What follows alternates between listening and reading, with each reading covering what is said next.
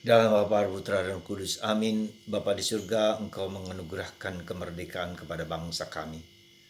Dan itu tertulis dalam mukadimah atau pembukaan dari Undang-Undang Dasar 45. Berkat rahmat Allah, kami merdeka dari penjajahan. Dari kami dipersatukan sebagai bangsa Indonesia dari berbagai suku, ras, agama, keturunan. Terima kasih Tuhan. Engkau memberikan bangsa yang indah, luar biasa indah kepada kami. Semoga kami mengisinya dengan penuh tanggung jawab. Terpujilah namamu kini dan sepanjang segala masa. Amin. Para saudara, ada satu yang menarik saya dalam kemerdekaan bangsa kita ini. Yaitu apa? Bahwa para pendiri bangsa ini Soekarno, Hatta, dan Husni Tamrin, dan banyak tokoh-tokoh lain adalah orang-orang yang mencari kebenaran. Orang yang belajar. Orang yang menggunakan waktunya untuk memperkaya diri dalam hal pengetahuan. Bukan hanya pengetahuan saja, tapi juga dengan keagamaan. Aneka ragam sejarah bangsa dipelajari dengan sangat indah. Maka Undang-Undang Dasar 45, maka Pancasila, maka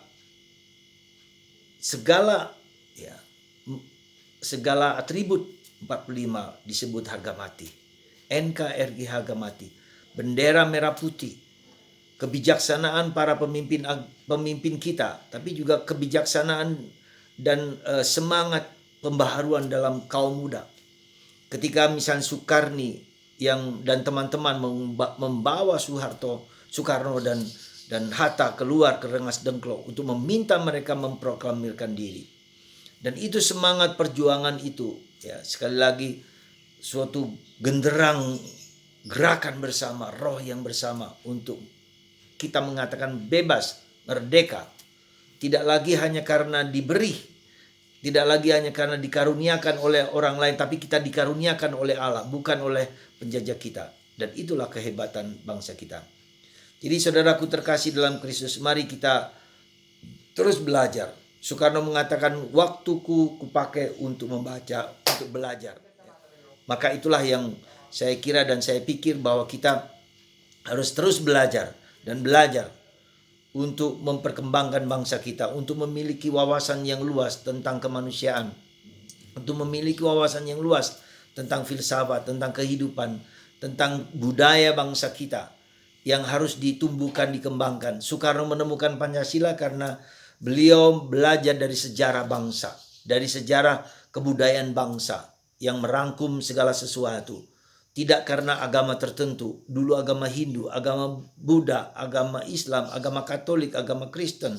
Tapi juga di situ ada budaya-budaya bangsa yang sudah ratusan tahun, ribuan tahun yang lalu sudah ada di sini. Ya, sebelum agama-agama tertentu masuk di dalam rakyat Indonesia. Nah, itulah menjadi suatu sintese, suatu rangkuman dari pengalaman itu dibuat menjadi Pancasila.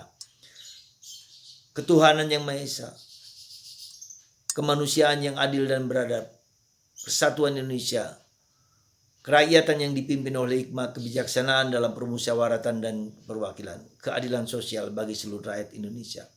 Jangan lupa, seringkali kita melupakannya itu peran gereja Katolik, ya, bahwa Soekarno berada di Flores, di Ende, di mana dia bergaul dengan para pastor SVD, ya.